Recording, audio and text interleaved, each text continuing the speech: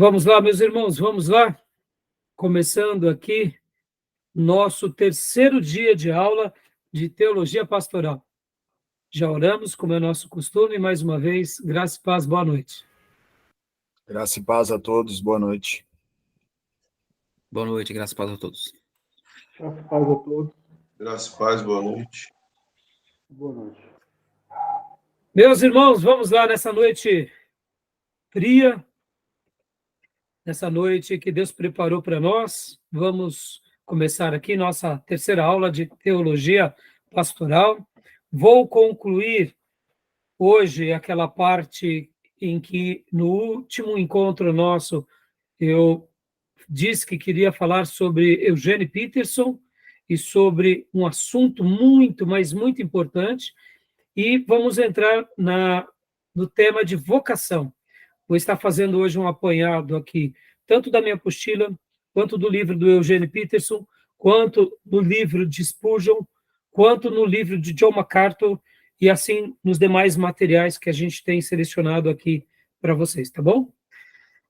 Lembrando a todos que as nossas aulas são gravadas para que os irmãos possam depois reestudar esses temas, esses assuntos, ruminar sobre essas aulas, porque elas, de fato, são muito relevantes, o material que temos estudado a partir da Bíblia e a partir desses homens de Deus que abençoaram tantas gerações tem sido muito importante.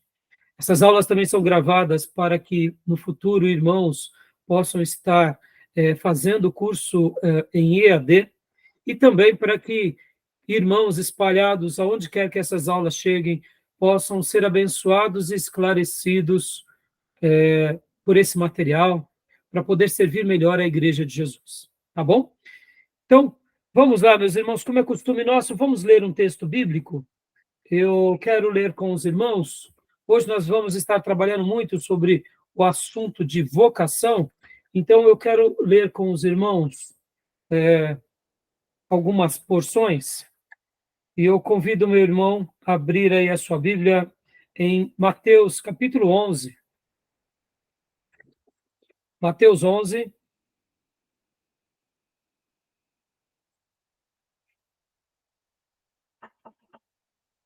Versículo 28 em diante, esse texto tão conhecido por todos nós.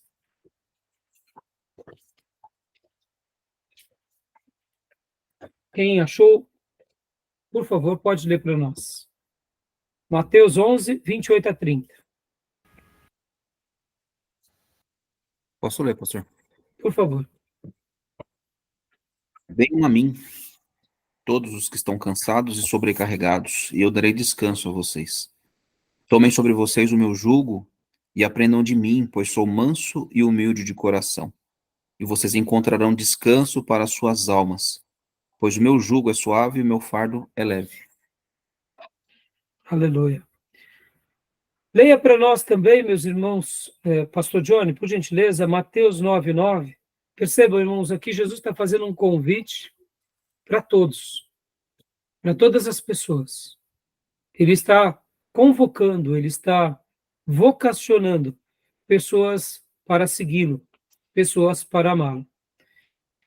E agora eu peço que o meu irmão, pastor Johnny, leia Mateus 9, 9, porque além de convidar pessoas para segui-lo, dentro desse convite especial dele, alguns foram privilegiados por eu diria, um chamamento, por uma vocação ainda um pouco mais específica. Por favor, pastor.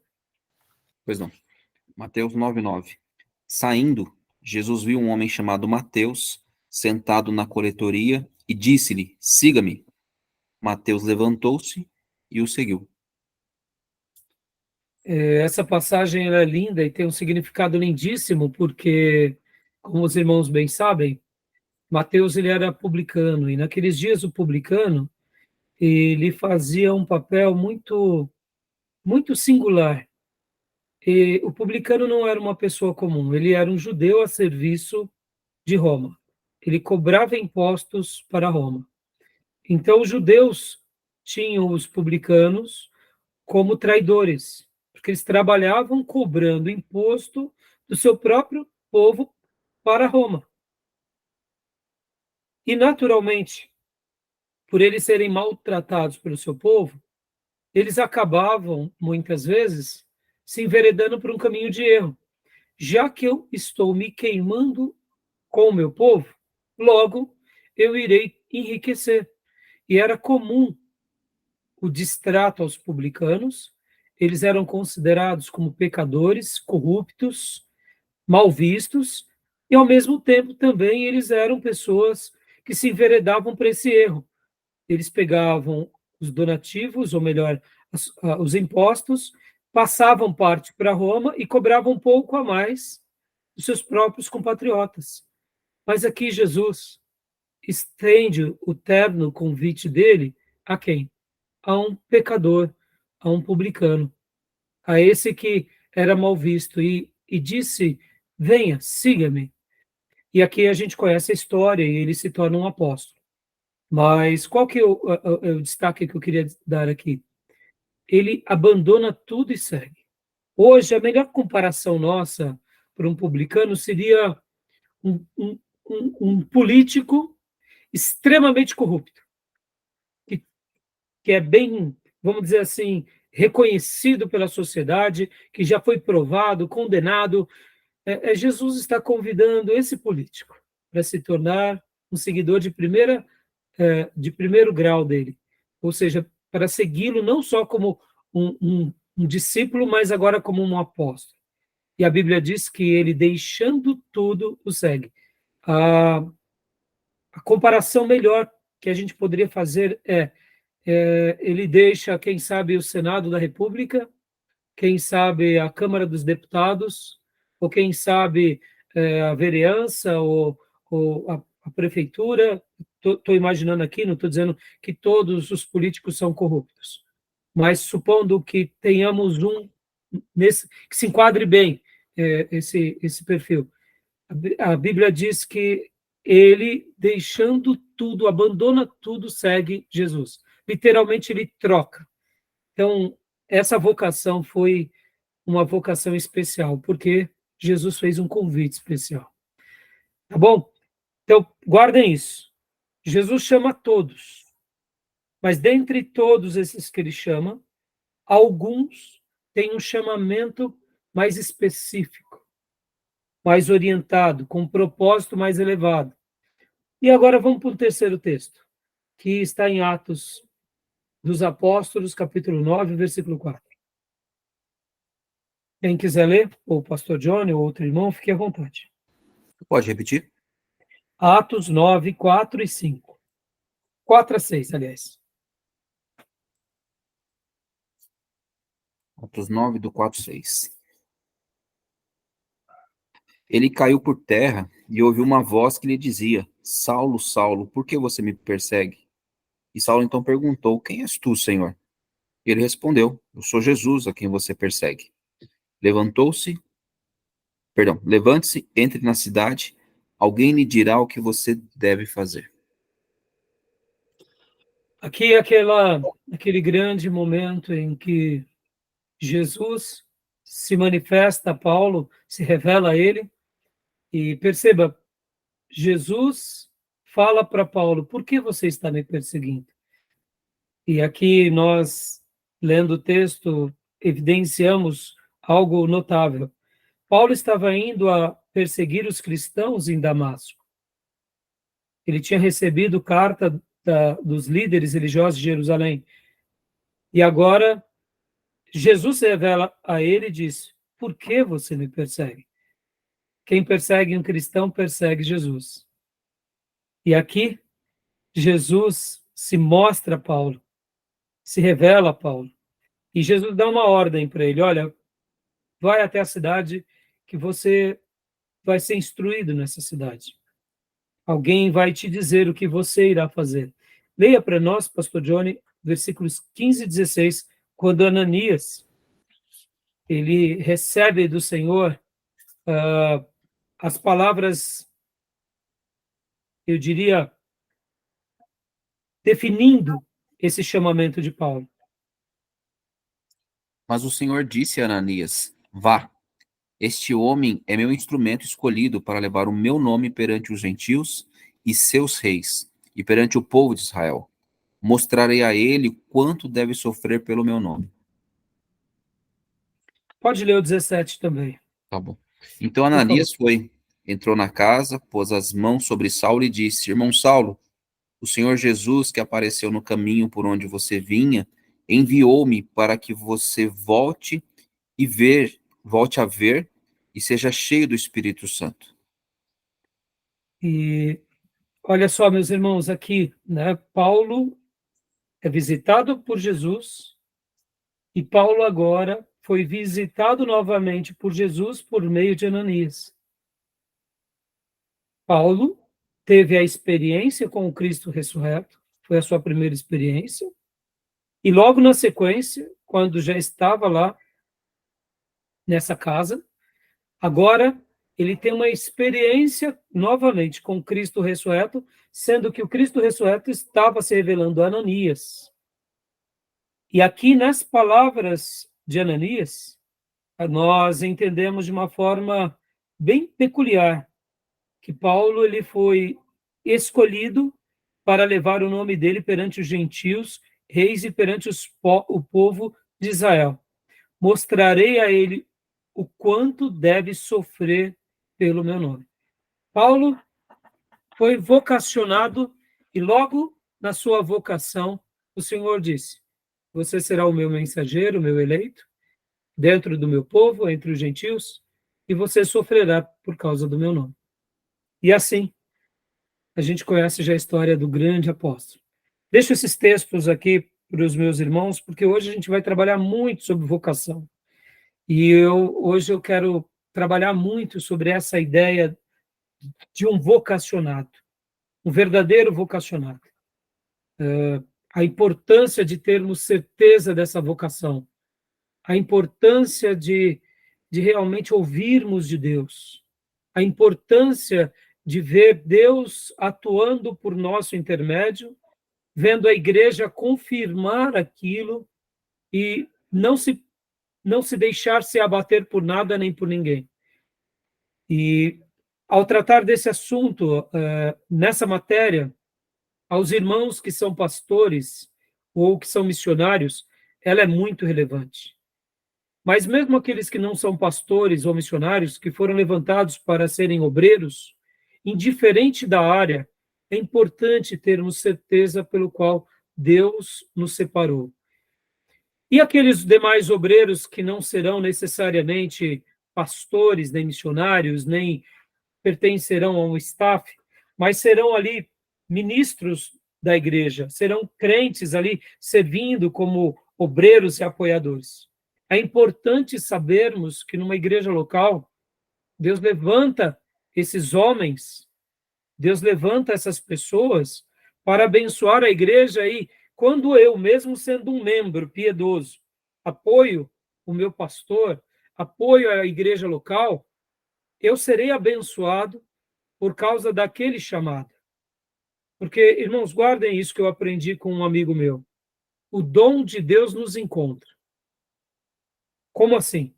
Se Deus nos dá um dom, eu serei útil a vocês, em algum momento essa bênção virá também sobre mim. Na realidade, eu costumo até dizer que quando somos canal de Deus, antes da bênção chegar no outro, passa por nós. Por isso que o MacArthur, quando ele falava sobre os privilégios dele ser pastor, ele dizia que ele se sentia muito honrado, porque ao estudar, ao orar, ao se preparar para pregar, ele desfrutava de uma comunhão com Deus de primeira mão.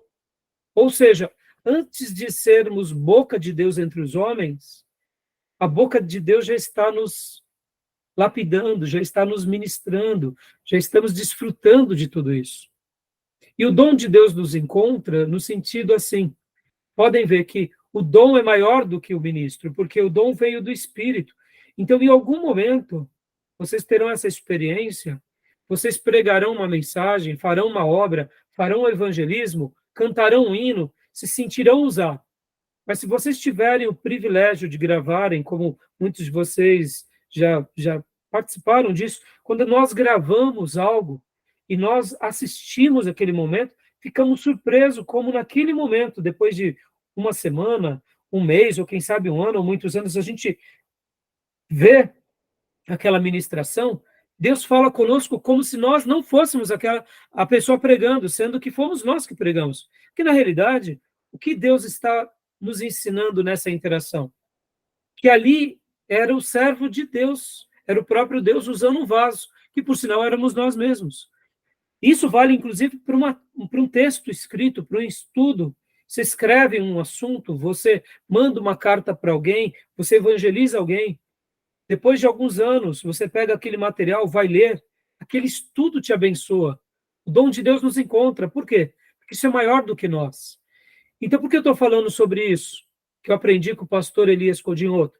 Porque muitas vezes, irmãos, quando eu não sou um pastor, um missionário, ou uma pessoa de muita relevância, mas eu sou um membro da igreja, mas eu tenho clareza que lá na igreja local, Deus levantou um pastor, um missionário, Deus levantou diáconos, Deus levantou presbíteros, Deus levantou ministros, e eu apoio essa igreja, tudo que o Espírito Santo está fazendo, eu serei abençoado. Por quê? Porque é uma sinergia em que nós nos entregamos a Deus, ora fazendo e ora desfrutando. E o meu apoio é relevante. Então, hoje a gente vai estar trabalhando bastante nesse tema da vocação, e é muito importante a gente saber da importância da vocação, da importância e da relevância que é ter essa convicção. Porque aqui, irmãos, nós fizemos essas leituras. Mateus, ele teve muita oposição. Paulo teve mais oposição do que Mateus. Se eles não tivessem certeza do seu chamamento, eles não prosseguiam. E o reino de Deus é um reino onde teremos muitos embates. Então, se nós não tivermos certeza daquilo que Deus nos separou para fazer, a gente para. Por isso que ser vocacionado por Deus, ter uma convicção não que nasce em nós, mas que nasce em Deus, isso muda tudo na nossa vida. E fica aqui também mais uma coisa importante para eu falar para vocês. Nós não nos autovocacionamos. Quem nos separa é Deus, para aquilo que Ele sonhou para nós. Nós só entendemos aquilo que Ele tem para nós, tá bom? Beleza, meus irmãos? Tudo bem? Então vamos lá, meus irmãos. Eu disse para vocês que nós estaremos lendo o material. Alguém quer fazer alguma pergunta antes disso, para a gente entrar aqui no material de Eugênio Peterson? Alguma dúvida?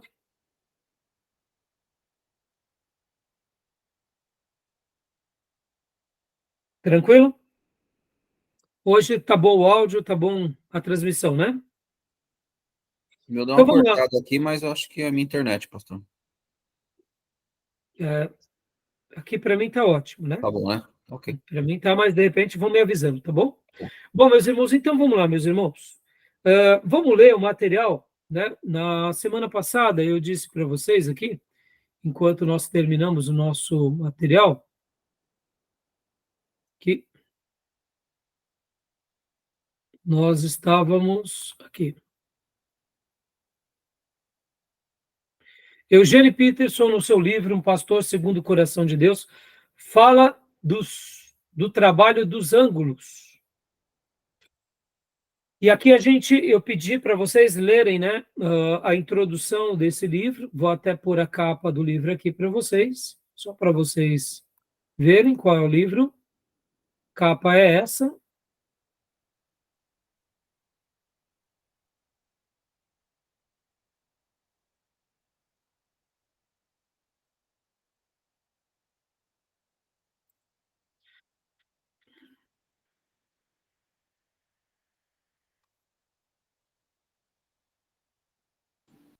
Essa daqui, meus irmãos.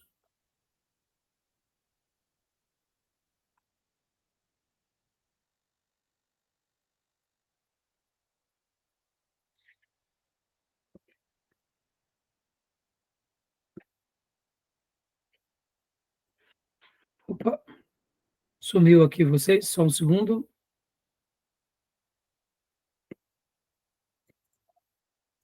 Isso aqui.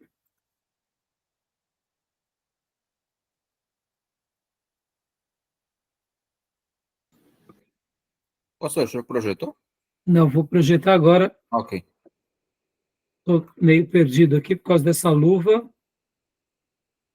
E agora aqui. Esse é o material. Eugênio Peterson, um pastor segundo o coração de Deus, tá bom? Esse é o material. Isso. Mas vamos ler aqui a introdução, meus irmãos. A introdução, vamos lá.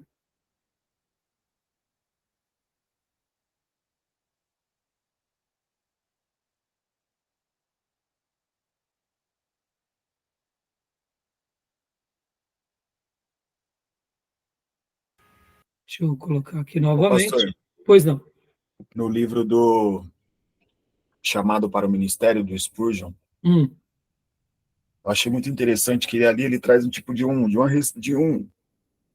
os 3 pontos ali, né? Sobre a convicção da vocação. sim, sim. Um dos primeiros lá é o desejo intenso, pelo que eu pude ver. Mas desejo intenso a gente não tem a todo tempo, né? Às vezes a gente, pelo contrário, a gente se sente até desanimado. E muitas vezes a dúvida é o que mais tem no nosso coração do que a própria certeza. Assim, ao ler esse livro, confesso que fiquei com bastante, com bastante dúvidas sobre algumas coisas que... Mas, Não, assim, é, concordo plenamente, um livro tremendo. E como eu falei também, assim, na outra aula, tem muitas coisas, assim, que me pegou de calças curtas, que preciso buscar mais ao Senhor e me arrepender de muitas coisas. então, na Mas, realidade, enfim, não, a gente hoje vai ser o dia que eu vou trabalhar desses materiais e a gente vai chegar lá, Gil, porque, como você falou, Gil, esse ponto, ele é muito importante, sim, mas em algum momento, pelas circunstâncias difíceis, ou quem sabe ou quem sabe até mesmo pela provação, pela fúria do inimigo, ou quem sabe a dúvida mesmo. Então, por isso que é importante a gente ter o desejo, sim, mas ter essa convicção de que nós não estamos apenas fazendo algo da nossa cabeça, entendeu? Porque assim, vamos pintar vários cenários. Não existe uma vida de êxito sem sacrifício, em qualquer profissão. No entanto, quando se trata do ministério, o ministério ele tem algumas características muito mais delicadas. Se a gente não tiver essa convicção e ora também esse desejo, essa vontade, a gente vai ter pouco fôlego. E por isso que tudo isso é importante, sim, é importante para que a gente, nos bons momentos, como dizia um diretor que eu tive, ele falava assim, bons ventos para você, quando eu saí do banco, lá do HSBC. Ele gostava muito de velejar, de andar de barco, ele falava bons ventos. Irmãos, parece uma palavra simples, mas para um marinheiro, para um barqueiro, isso muda tudo. O que é bons ventos para um marinheiro? É um passeio, é uma diversão. Você alça a vela, ou isso, né? Você enche, de repente o vento te leva, você desliza na água, ou seja, você brinca, o vento te ajuda. E nos maus ventos? Aí mudou tudo. Imagine essa cena, você começa o ministério na igreja, seja ele pastoral, seja ele de evangelismo, com bons ventos. E aí, né, vai de um lugar para o outro, aprende, e de repente vem os maus ventos. O mesmo percurso que você fazia outrora, agora você não vai fazer 10%, porque você vai ter que remar, você vai ir contra a maré, contra as ondas, você não vai ter nada que te ajude. Por isso que, assim, bons ventos muda tudo. E aí onde entra o desejo de você poder aproveitar as fases boas. E as fases boas serão memoriais da nossa alma. Por exemplo, um pastor, ele prega, ele evangeliza, ele discipula. Sábado tivemos um estudo na nossa igreja e acabamos quase não tendo estudo, porque nós abrimos por compartilhamento, como estamos no mês de aniversário da igreja. Meus irmãos, como foi doce ali ouvir o que Deus fez na vida dos irmãos ao longo desses anos. Como é gostoso ouvir a maneira que Deus trabalhou na vida de cada um individualmente. E assim, ao ouvir ali, naturalmente, eu estou na igreja há quase 30 anos, os irmãos acabaram me elogiando bastante, porque eu tive uma participação muito grande na vida da maioria, para não dizer de quase todos.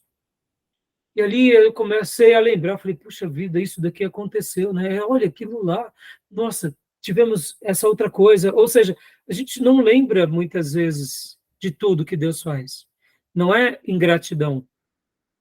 Mas, ao mesmo tempo, como é gostoso você relembrar dos bons ventos. Porque quando chegarem maus ventos, quando vierem tribulação, a gente vai estar firme. Quando vierem as vozes das trevas, a gente vai estar firme. E aí nós olharemos para trás e veremos um rastro vamos ver uma trilha de vitória. E aí fica mais fácil o momento da tribulação, entendeu, Dio? Agora, se você já começa no vento contrário, meu irmão, só ir na pique, aí quando vier as piores tribulações, você joga a toalha, você fala, não aguento. Tá entendendo? Então, assim, claro que todo vocacionado, de fato, ele vai aguentar. Mas perceba, Deus, ele sempre vai nos conduzir. Então é importante a gente ter essas experiências e guardar isso no coração, porque virão dias difíceis.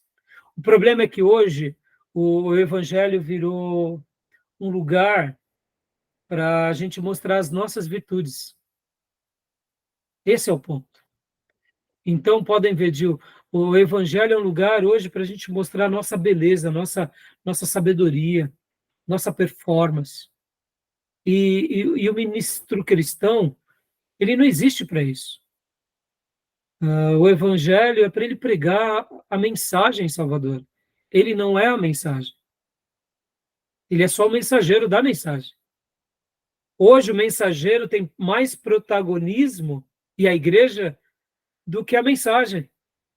Não pode ser assim. Por isso que as pessoas se perdem, por isso que elas se frustram. Quando nós engrandecemos a mensagem, o mensageiro é só mais um naquele período, porque Deus vai levantar quantos ele quiser. Né? Podem ver. Entendeu, irmão? Então, assim, hoje em dia, igreja, ministério, virou um lugar de muita vaidade, de muito triunfo, de muita performance humana. Por isso que é importante a gente estar estudando isso, para a gente entender o que as Escrituras esperam de nós. E por isso que eu fiz a leitura de Mateus e de Atos, a vida de Levi, como publicano, que era rico e abandona tudo. Hoje não. Hoje o camarada que é rico se converte, ele quer ficar bilionário, entendeu? E o perseguidor não quer sofrer, não. Ele fala, não, eu quero só jato, iate. Virou uma loucura. Então, esse evangelho aí não tem nada a ver conosco. Aliás, é o falso evangelho, né? Entendeu? Tá bom, meus irmãos? Então, vamos lá. Vamos aqui para o material Quer falar mais alguma coisa, Gil? Tranquilo? Então, vamos aqui para o material do livro que eu compartilhei a capa, né? Só pedir para vocês lerem a introdução, a gente só vai ler 2 parágrafos, então vou pegar aqui um PDF só de alguns parágrafos para a gente debater em classe, tá bom? Deixa eu compartilhar aqui com vocês.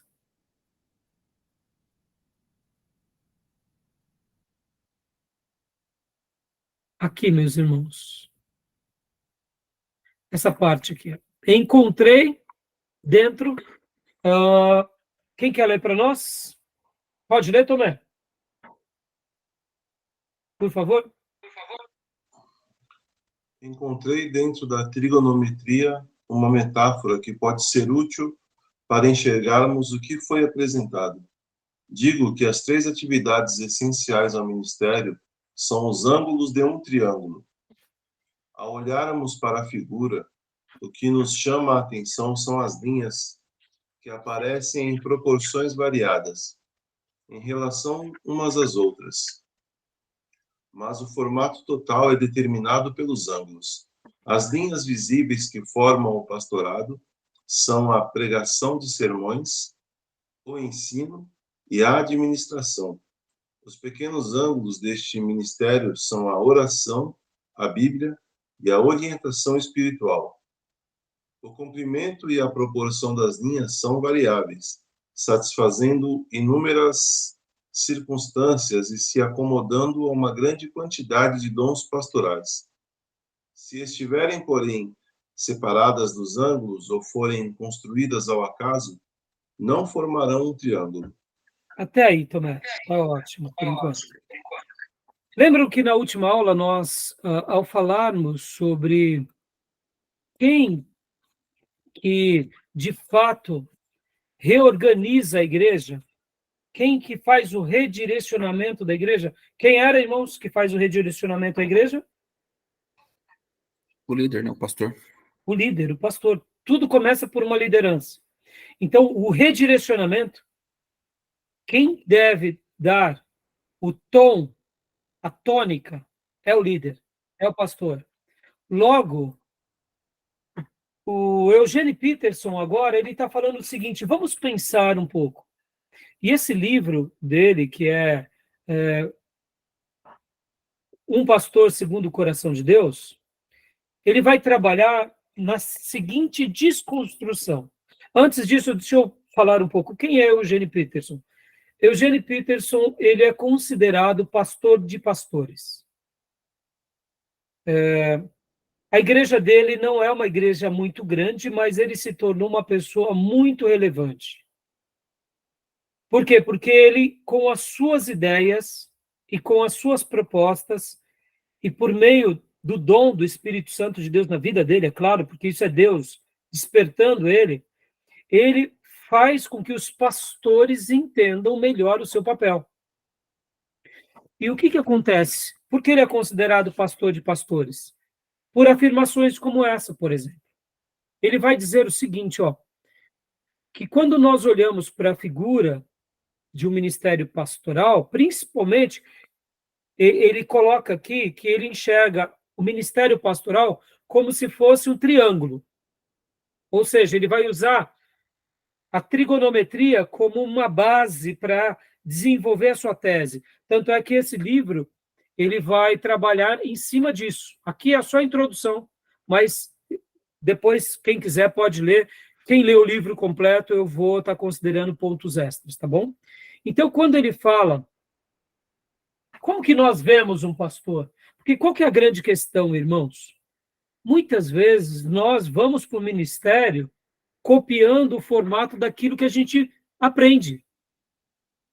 Você aprende algo, logo você faz igual. Então, você nota que um pastor, ele prega, você diz, então eu preciso pregar para ser um pastor. Aí o pastor, além de pregar, ele dá aula, e então o que você faz? Você vai lá e dá aula. E aí o pastor também administra a igreja, supervisiona ali todos os ministérios e a parte administrativa, e você fala, puxa vida, eu preciso aprender um pouco de administração, pelo menos de uma igreja. E aí você administra, logo você fala, eu já tenho todos os critérios de ser um bom pastor.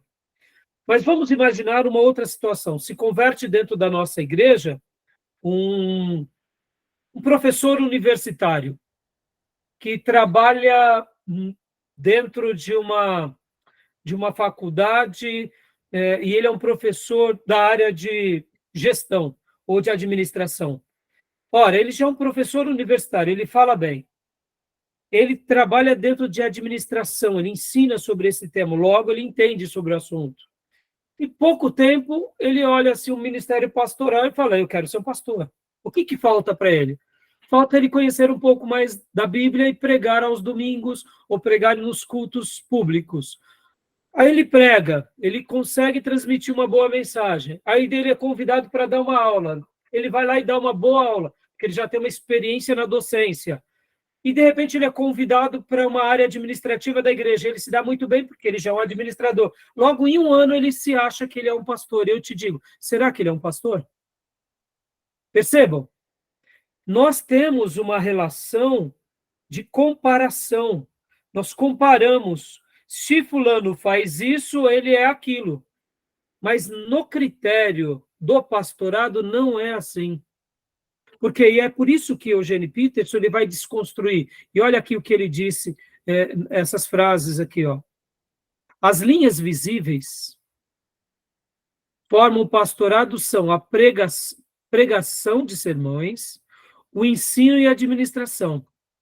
Ou seja, quando nós avaliamos o ministério pastoral, nós dizemos, se alguém quer ser pastor, precisa disso.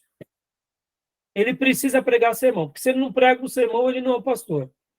Se ele não dá o ensino, ele não é um pastor. E se ele não administra, ele não é um pastor.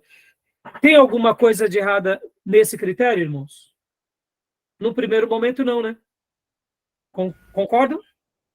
O Spurgeon, ele traz um outro critério muito interessante. Ele vai falar que no currículo de alguém precisa ter também algumas conversões. Isso, né? Então, que a gente vai chegar em Spurgeon depois, né? Demais assim. Sim, ele coloca isso. Mas você concorda, Gil, que nas suas devidas proporções, ainda mais no nosso território aqui no Brasil, se a gente começa a testemunhar para a própria família, para os próprios amigos, chega uma hora que a gente consegue, alguns mais fácil, outros com um pouco mais de dificuldade, mas a gente consegue levar algumas pessoas para Deus, não é assim? É verdade. Né? Então, assim, mas o que eu quero falar aqui com os irmãos? Qual que é a ideia que a maioria dos irmãos tem sobre um pastor? Que ele é alguém que prega, que ele é alguém que ensina e que ele é alguém que administra. Só que o que o nosso querido Eugene Peterson vai trabalhar? Ele fala que essa daqui são as linhas, irmãos, as linhas visíveis, dando essa ideia da trigonometria, né? Ou seja, e aí ele abre agora o que importa para um verdadeiro pastor não são essas retas, mas são os encontros dessas retas. Deixa eu abrir aqui no Paint, fazer alguns desenhos aqui com vocês, né? Deixa eu abrir aqui. Onde está?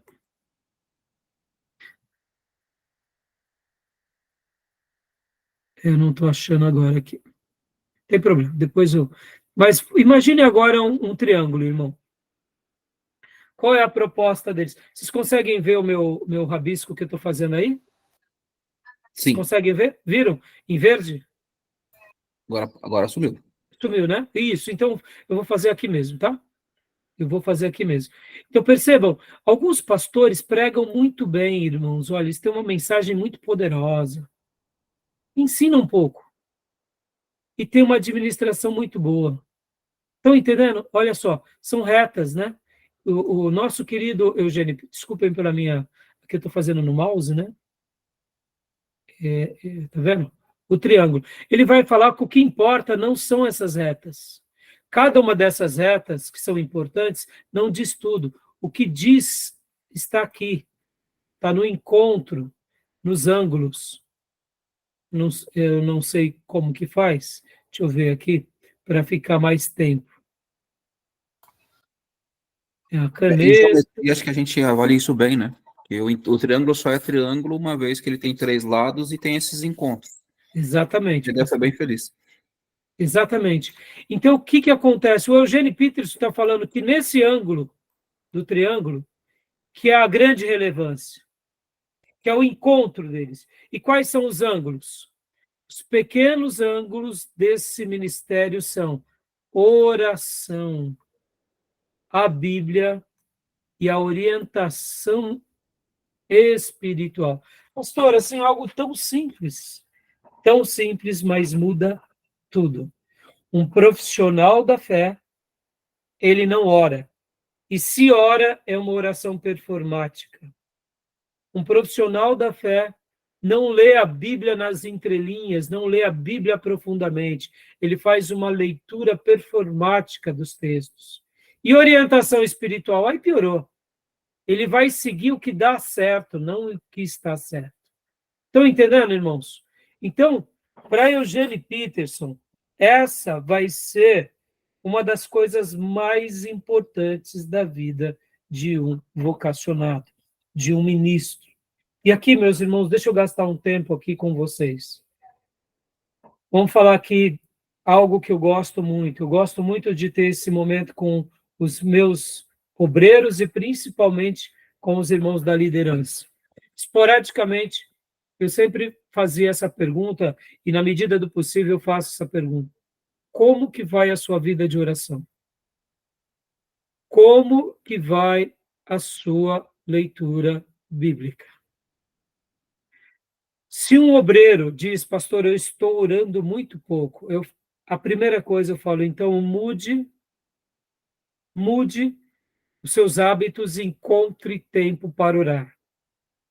Vai aumentando gradativamente, porque senão você não terá energia, não terá vitalidade para poder servir na igreja local. E a leitura bíblica, a mesma coisa. Porque muitas pessoas, irmãos, inclusive obreiros, inclusive pregadores, eles não pregam algo que Deus lhes fala. Eles ouvem mensagens de terceiro e plagiam a mensagem.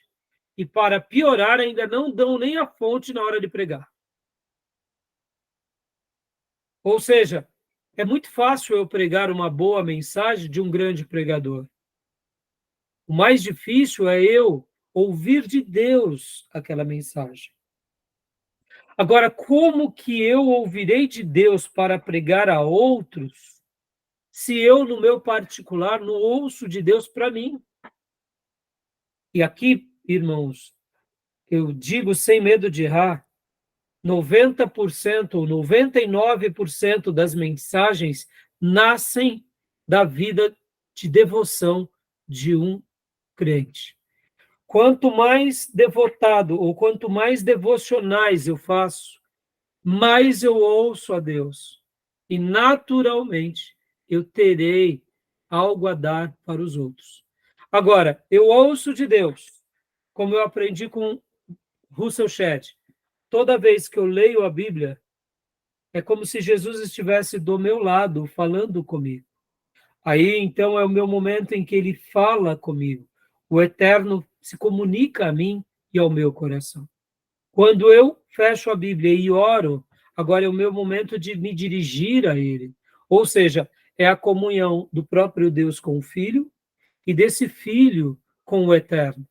Diante dessa dinâmica, nasce o quê? Orientação espiritual. Nasce clareza, nasce sensibilidade, nasce discernimento. O mundo espiritual começa as vendas começam a cair e você começa a ter aquilo que chamamos de revelação no sentido mais simples, porque, por exemplo, até a própria palavra apocalipse, que é revelação, é tirar o véu. Você começa a enxergar as coisas. Um crente que ora e um crente que lê a Bíblia, ele começa a entender Deus melhor, o mundo espiritual e até mesmo o arqui-inimigo, e a si próprio. Ou seja, ele começa a ter orientação espiritual. Ele começa a entender agora a vida, não na perspectiva humana, mas ele tem sobre ele agora os óculos de Deus e ele enxerga o que ele não enxergava. Isso tudo no âmbito pessoal. E quando eu amadureço esse lado pessoal, eu potencializo. E potencializando ele, eu posso então servir. Aí sim tem sentido as três retas. Porque aí sim, quando eu for pregar um sermão, eu já estou abundantemente nutrindo o quê? Esse ângulo do quê? Da Bíblia, da oração. Quando eu vou dar uma aula, essa aula não é só mais uma aula catedrática, essa aula já está regada do quê? Dessa questão da importância desse ângulo. E quando eu vou para a parte mais técnica e administrativa, a mesma coisa. Por isso, o que importa para a vida de um ministro são os ângulos, meus irmãos. São esses ângulos. Guardem isso, meus irmãos. Aqui muda tudo na vida de um cristão. Tá bom? Quanto mais de um pastor. Tá bom, meus irmãos? Gostaram dessa ideia? Gostei, sim. Fantástica. É interessante porque, assim, existe aquela questão frontal, né, que todos veem, e existem os bastidores. E aí, eventualmente, o ministro, o pregador, o pastor, ele eventualmente se forma no bastidor, né? É onde, de fato, o relacionamento dele com Cristo acontece, é onde ele consegue ter ombros maiores, costas mais largas para o crescimento e desenvolvimento dentro do corpo de Cristo. Exatamente, pastor. Pastor, nós nos perdemos muito nessa questão, porque, infelizmente, quando nós tratamos dessas questões de Eugene Peterson, essas questões, elas são íntimas e pessoais. Elas não são performáticas. Elas são ocultas, sigilosas. Elas vão ter um desdobramento público. Mas é muito fácil nós irmos para o lado religioso apenas, o lado performático apenas.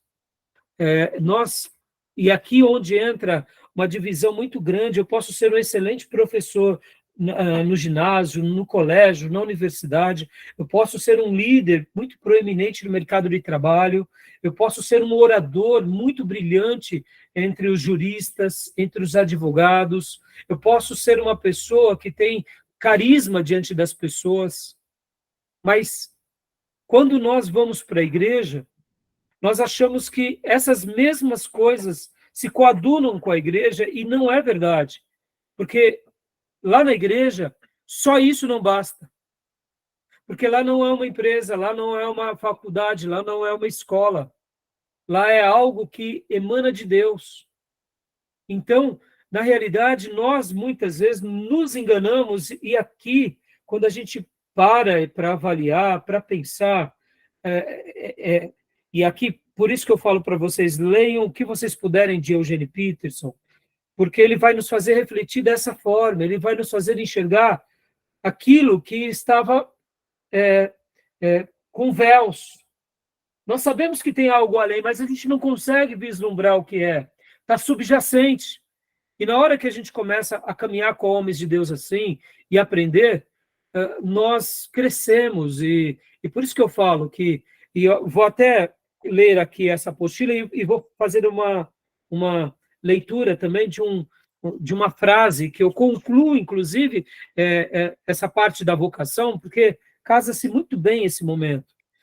Né? E eu quero até dar alguns testemunhos, e vocês com certeza já ouviram que pastores que naufragaram na fé, ou missionários, a primeira coisa que eles pararam de fazer foram parar de orar, ou parar de ler a Bíblia, ou parar de seguir as orientações espirituais. Quando uma pessoa começa a maquiar isso e começa a negligenciar a sua vida devocional, mais cedo ou mais tarde ela não vai ter energia. Mesmo que ela se torne uma pessoa que suba ali num púlpito e que traga uma boa mensagem, que ela é aplaudida pelas pessoas, mais cedo ou mais tarde, tudo vai ruir. Porque aquilo está sendo algo apenas performático. E percebam, hoje, como a nossa igreja ama um ministro performático. E aqui é onde entra o perigo de sermos apenas performáticos, tá bom? Então vamos ler essa frase aqui. Tomé, com a última frase, né, termina aqui, ó, se... Tá vendo? Se estiverem, porém, separadas dos ângulos... Não? Isso. Pode ler. Se estiverem... Se estiverem, porém, separadas dos ângulos, ou forem construídas ao acaso, não formarão um triângulo. Se desconectarmos o trabalho pastoral das ações angulares, os atos de atenção a Deus em seu relacionamento comigo, com Israel, com a igreja e com as outras pessoas, não terá mais a sua forma definida por Deus, o que confere integridade e forma ao trabalho diário de pastores é trabalhar os ângulos. Se estes estiverem corretos, desenhar as linhas entre eles será tarefa simples. Mas se não cuidarmos deles ou dispensarmos, podemos esforçar-nos para desenhar linhas bem retas, mas jamais teremos um triângulo, ou seja, no ministério pastoral.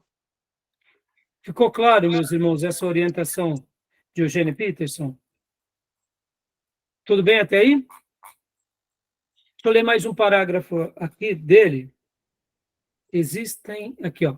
Leia sobre essa frase que o Tomé acabou de ler. Tudo bem? Querem fazer algum comentário? Alguma dúvida? Não. Meus irmãos, compreender isso é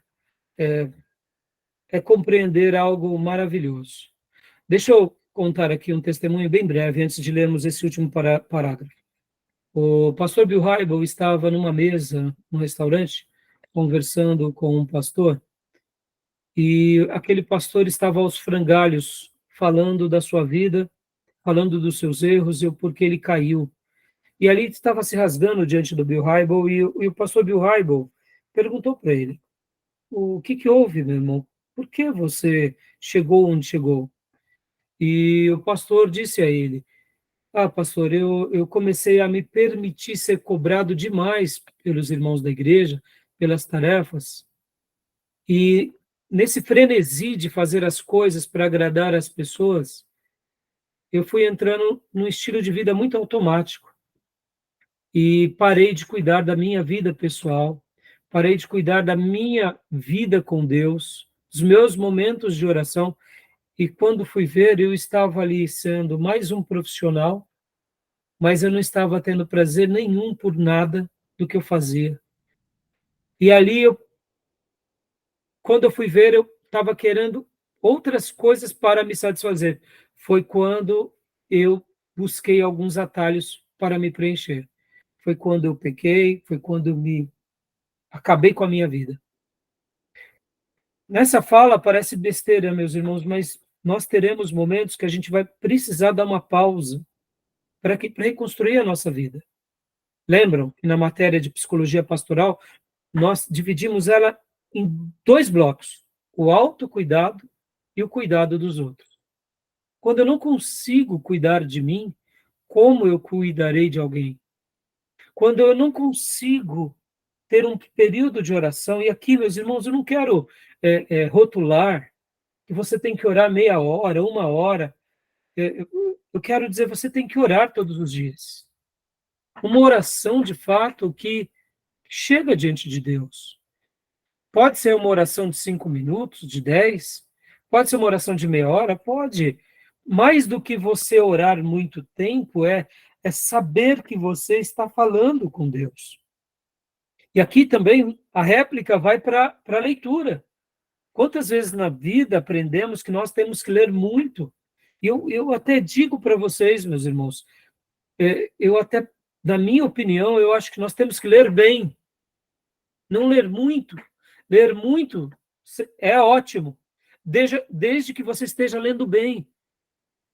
Por que eu digo isso, irmãos? Quantas foram as vezes na minha vida que eu parei num versículo por semanas?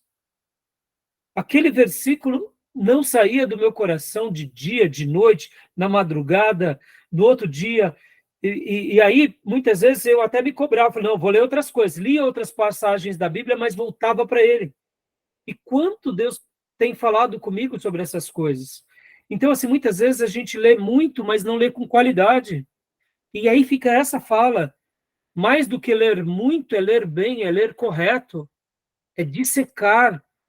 Então, guardem isso, irmãos. Não percam isso de vista. E essa questão da orientação espiritual, também, o que seria a orientação espiritual? Se não poder sentir os toques do Espírito Santo, de acordo com o dom que ele nos deu, de acordo com a vontade dele. Porque teremos momentos na nossa vida que a gente, de fato, como eu disse, vai precisar dar uma pausa. Em outros momentos, nós precisamos o oposto, precisamos acelerar. Estamos muito lerdos, estamos muito parados, estamos muito gordos, cheios de informações e poucas obras. Então, ser essa pessoa que distingue do Espírito Santo, que entende a voz de Deus, ora ouvindo diretamente de Deus, ora ouvindo do seu líder, ora entendendo a vida, ouvindo de Deus por meio das circunstâncias humanas. Então, saber discernir isso vai fazer com que esse triângulo tenha elos e tem essas conexões com as retas. E aí tudo vai ter sentido de acordo com o dom que você tem. Porque aqueles que não têm o dom de ser pastores ou missionários ou evangelistas, eles terão esse triângulo dentro dos seus dons. Não importa qual é o seu dom, você verá que no exercício do seu dom, você verá uma certa semelhança nessa a analogia da trigonometria. Por exemplo, o irmão que recebeu o dom de ser misericordioso, ele precisa de exercitar a misericórdia. O irmão que recebeu o dom de ser generoso, ele precisará exercer essa generosidade. O irmão que recebeu o dom de intercessão, de oração, ele precisa também estar dentro dessas performances também, entendeu, irmãos? Indiferente do dom que você tem. Porque, por exemplo, se você é músico, por exemplo, não importa se é músico, e daí? Se só basta tocar bem, só basta cantar bem, e essa é uma das retas. E aonde está a oração? Aonde está a leitura da Bíblia? Aonde está a orientação espiritual? Porque muitas vezes eu estou ensaiando bastante, eu estou pessoalmente tirando o louvor, me dedicando durante a semana, depois eu vou para a igreja, ensaio de fato lá na igreja, participo dos cultos, não perco um culto, mas eu não tenho vida de Deus em mim, porque eu não leio, não oro, não busco a presença do Senhor, ou seja, eu deixo a desejar. Estão entendendo? Essa parte, irmãos, esse livro é uma pérola, tá bom? E aqui, Tomé, leia para nós, existem 3 atividades pastorais básicas, por favor.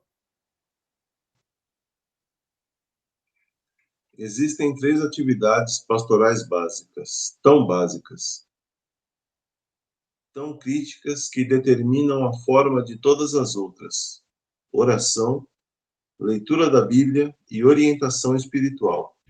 Além de básicas, essas tarefas são silenciosas, não chamam a atenção, de modo que muitas vezes são negligenciadas no trabalho pastoral. Tão cheio de urgências, ninguém nos incita a nos apegarmos a elas. É possível satisfazer aqueles que julgam nossa competência ou pagam nosso salário sem sermos diligentes ou habilidosos nelas, já que quase ninguém percebe se cumprimos esses 3 atos no ministério, e só ocasionalmente nos perguntam se os executamos. É comum nos descuidarmos. Até aí. Então, meus irmãos, tomem cuidado. Ah, não, pode ler essa outra frase. As 3 atividades são compostas por atos que envolvem atenção. Ao orar, posto-me perante Deus, atento a Ele. Ao ler as Escrituras, presto atenção ao que Deus falou e como agiu durante 2 milênios, primeiro em Israel e depois em Cristo. Ao orientar alguém espiritualmente, fico atento ao que está fazendo na vida daquela pessoa que se encontra diante de mim. Ou seja, e aí vai além a... Obrigado, viu, Tomé? Tá bom, meus irmãos, fica aqui só uma pincelada, nós poderíamos trabalhar muito sobre esse livro, mas aqui só essa breve introdução do material e essas diretrizes, essas analogias, elas nos servem demais para que a gente possa tomar cuidado. E agora, para eu concluir esse módulo e fechar essa aula para a gente ir para o intervalo, responda no coração. Como que vai a sua vida de oração? Como que vai a sua vida de leitura bíblica? E como vai a sua vida de orientação espiritual? Ao responder que você está no caminho, eu não tenho dúvida que você vai ter experiências com Deus maravilhosas e se sentirá um instrumento de Deus, começando com você mesmo. Se a resposta que o irmão der, você como nosso aluno, for, pastor, eu estou precisando mudar, então mude sim. Arrume tempo e se reorganize, porque será a partir daí que tudo fará sentido. E se você está dizendo, né, pastor, eu estou bem, graças a Deus eu estou numa constância, eu digo, continue, porque você vai a cada dia potencializar a sua experiência com Deus, naquilo que Ele te der para fazer, e eu não tenho dúvida que você será abençoado e abençoará muitas outras pessoas. Porque, irmãos, nós não estamos num projeto performático ou profissional. Nós fomos separados para estar com ele. Quando Jesus chama os 12 apóstolos, eu quero até concluir lendo esse texto, que eu amo, quando ele separa os apóstolos, ele faz um convite aos apóstolos, e eu amo essa expressão, Evangelho de Marcos, capítulo de número 3, versículo de número 13. Olha só, ser um discípulo de Jesus é isso. É mais do que uma tarefa, é mais do que um trabalho, é mais do que uma performance, é mais do que uma pregação, é mais do que um ensino, é mais do que uma administração. Até porque qualquer um pode fazer essas coisas. Ser um discípulo de Jesus, e principalmente o ministro do Evangelho, é isso. Marcos 3:13 em diante. Jesus subiu a um monte e chamou a si aqueles que ele quis. Ou seja, ele só chama quem ele quer. Vírgula. Os quais vieram para junto dele. Os chamados que ele quer se ajuntam a ele. Prestem bastante atenção nas palavras. Se juntam a ele, se unem a ele. Versículo 14. Escolheu 12, designando os apóstolos, vírgula, para que estivessem com ele, vírgula, os enviasse a pregar e tivesse autoridade para expulsar demônio. Estes são os 12 que ele escolheu, 2 pontos, e aí vem o nome dos 12 apóstolos. Guardem essas palavras que denotam relacionamento, que denotam intimidade, que denotam comunhão. Ser um ministro é viver com Cristo e estar com ele o tempo todo. E por essa razão, por recebermos dele, podemos ser bênção para nós e bênção para muitos. Aí tem sentido ser um ministro, tem sentido ser um pastor, porque, de fato, a gente está nas entrelinhas, ou seja, nós estamos ali nos ângulos, preenchendo as lacunas. Ora ele falando conosco, ora nós falando com ele, e em todo momento sendo orientado por ele. Tá bom, meus irmãos? Eu deixo aqui, né, essa parte. Eu queria ter gastado menos tempo, mas, como eu disse, as nossas aulas são vivas. Eu fiz uma síntese do livro de Eugene Peterson. Eu quero acreditar que essa aula, se bem compreendida por você, vai fazer a diferença para a tua vida toda, onde quer que você esteja. Como um cristão, como um membro, como um obreiro e principalmente como um ministro. E a minha oração, irmãos, é sempre essa por mim. Senhor, me ajuda a estar diante da tua presença e a se alimentar do Senhor, né? Porque certa ocasião eu até preguei, né, uma mensagem, e nessa mensagem eu falava que Jesus, ele é a árvore da vida. E a palavra de Deus são as folhas dessa árvore da vida, né? Podem ver que na Nova Jerusalém, ali haverá um rio e a árvore da vida terão árvores plantadas em que as pessoas pegarão as folhas dessas árvores para serem curas. E podem ver que nós, irmãos, né, fazemos partes da história de Deus de uma forma bem parecida também. Jesus é a grande árvore da vida. A palavra dele, cada folha da Bíblia Sagrada, são as folhas e os frutos dessa árvore da vida. Quem dele se alimenta, por ele vive.